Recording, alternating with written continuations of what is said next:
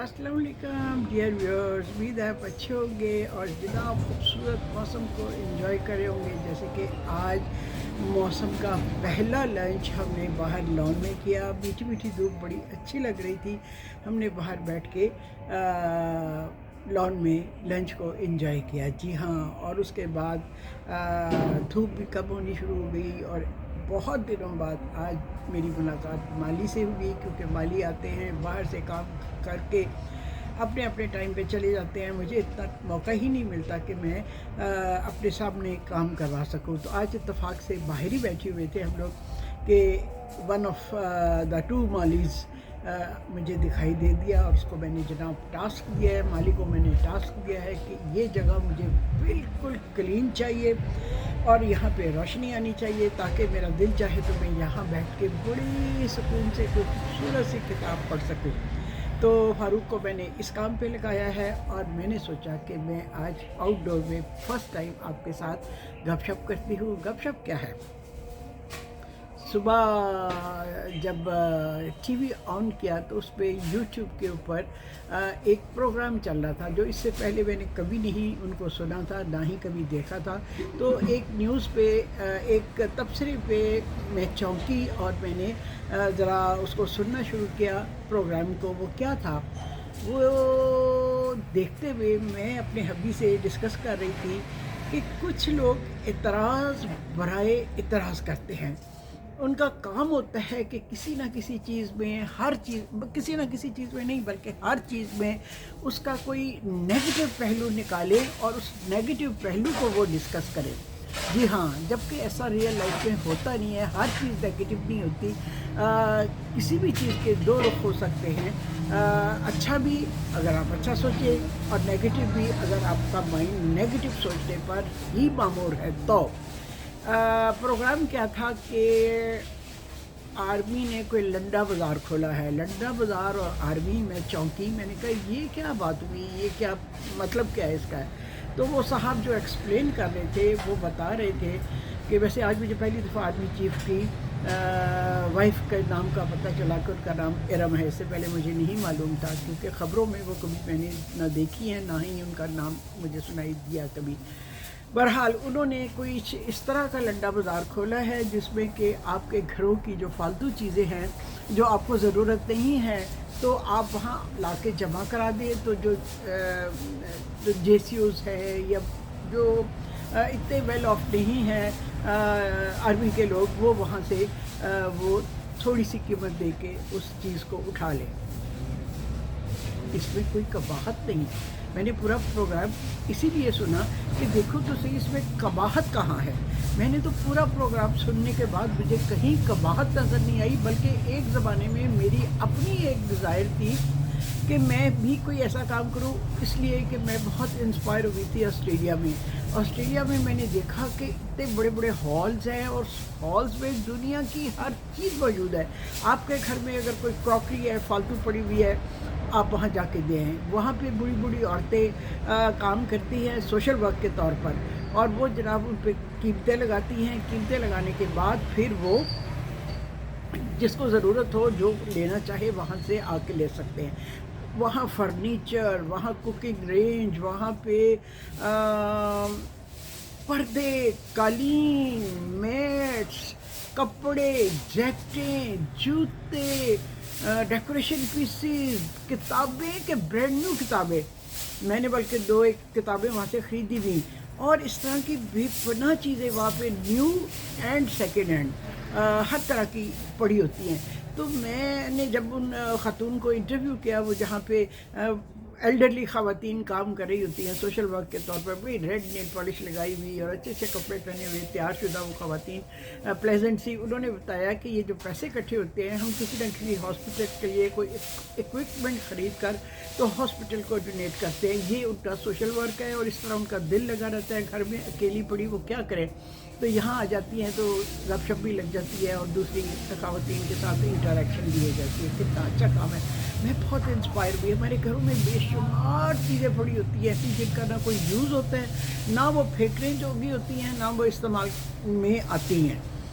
اچھا تو میں نے سوچا پاکستان جا کے میں بھی ایک ایسا کام کروں گی، اور سوشل ورک کے طور پہ جو بیگمات ہیں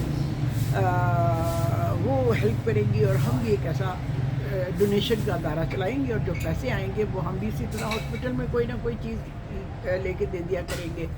جی ہاں، یہ میرا ارادہ تھا۔ پھر جب میں نے پریکٹیکل دنیا میں قدم رکھا، سب سے پہلے کہ ہال کا کرایہ کہاں سے آئے گا، نمبر 2 ہمارے ہاں تو جو بیگمات ہے موسٹلی، سب تو نہیں میں کہتی 100% تو نہیں، لیکن موسٹلی جو بیگمات ہے وہ parties, coffee parties, dinner parties, lunch parties, high tea, low tea, medium tea, اور ڈیزائنرز کپڑے، اور اس میں بہت خوشی محسوس کرتی ہیں۔ ان کا مصروف ترین ٹائم ہی ہے، تو کوئی بھی والنٹیئر کرنے کو تیار نہیں بھی، ان کا یہی کہنا تھا کہ کس کے پاس اتنا ٹائم ہے کہ وہ وہاں جا کے سارا دن بیٹھے۔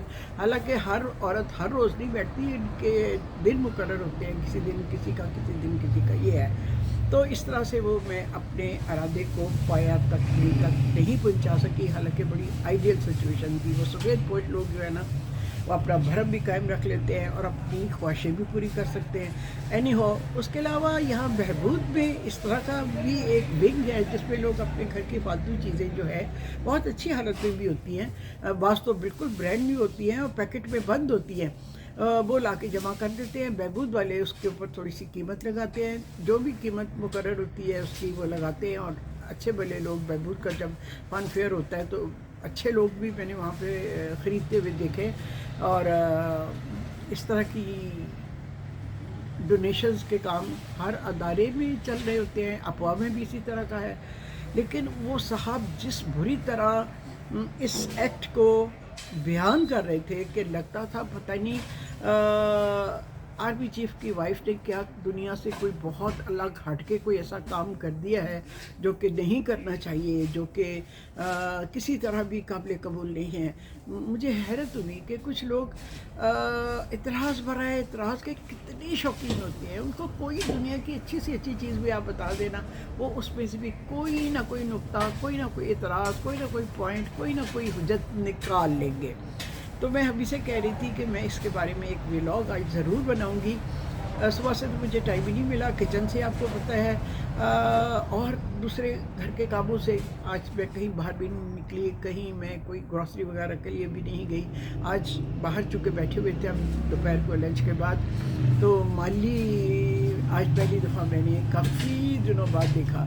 اس سے پہلے تو ڈینگی کی وجہ سے میں خود بھی شام کو باہر نہیں نکلتی تھی، لیکن آج میں نے خاص طور پہ جب مالی کو دیکھا تو میں نے کہا وہ کام کروا لوں جو بہت دنوں سے میرے پینڈنگ تھے۔ کل میں پنیریاں لے کے آئی تھی، گملے لے کے آئی تھی، پودے لے کے آئی تھی، ڈالیا کے پودے لے کے آئی تھی، میری گولڈ کے لے کے آئی تھی، تو وہ میں نے کہا تھا کہ میں اپنے سامنے مالی سے کیاریوں میں لگوا لوں اور گملوں وغیرہ کے بارے میں بھی انسٹرکشنز دے دوں۔ اور ایک جگہ ہے ابھی میں آپ کو دکھاتی ہوں جس کی میں صفائی کروا رہی ہوں، بہت پتے اس کے اوپر گرے ہوتے تھے، تو میرا دل چاہ رہا تھا ایک پیارا سا یہاں پہ گزیبو ٹائپ چیز بناؤں، اوپر چھت لگوا لوں اس کی فائبر گلاس کی، ٹھیک ہے، تاکہ بارش میں بھی وہاں بیٹھا جا سکے، اور دن کی روشنی میں اگر آپ انجوائے کرنا چاہیں، سردیوں میں وہاں دھوپ اگر آئے تو بک پڑھنے کے لیے ایک آئیڈیل پلیس بن جائے۔ تو وہ میں ابھی آپ کو دکھاتی ہوں کہ مالی سے میں ابھی اس ڈیوٹی پہ اس کو لگایا ہے۔ جی ہاں، تو آج کے حوالے سے اعتراض برائے اعتراض کے عنوان پر میں نے کہا میں آپ سے کچھ بات کر لوں، اپنے ذہن کو اس طرح کی غلط سوچوں سے ڈسٹ بن نہ بنائیں، بلکہ غلط سوچوں کا اسے ڈسٹ بن بنا دیں۔ اگر دماغ میں کوئی نیگیٹو سوچیں آتی بھی ہیں تو آپ اس ڈسٹ بن میں اس کو ڈال دیں، ٹھیک، اور اپنے ذہن کو خوبصورت چیزوں سے، پازیٹیو چیزوں سے ذہن کے گارڈن کو مہکائیں۔ جی، اگر ذہن میں کوئی نیگیٹو چیزوں کو آپ پالتے رہیں گے تو اس کا حال وہی ہوگا جیسے کسی گارڈن کو بالکل اس کی دیکھ بھال نہ کی جائے تو اس میں کانٹے اور خود جھاڑیاں جو ہے اگنا شروع ہو جاتی ہیں۔ جی ہاں، تو یہ آج کی چھوٹی سی بات تھی جو فرسٹ ٹائم میں نے یہاں باہر لان میں بیٹھ کی تھی، ساتھ ساتھ میں مالی سے کام بھی کروا رہی ہوں، اور اس کے ساتھ ہی میں نے سوچا کہ میں اعتراض برائے اعتراض، حجت برائے حجت کے چھوٹا اسے پوائنٹ پر آپ سے ڈسکس کروں کہ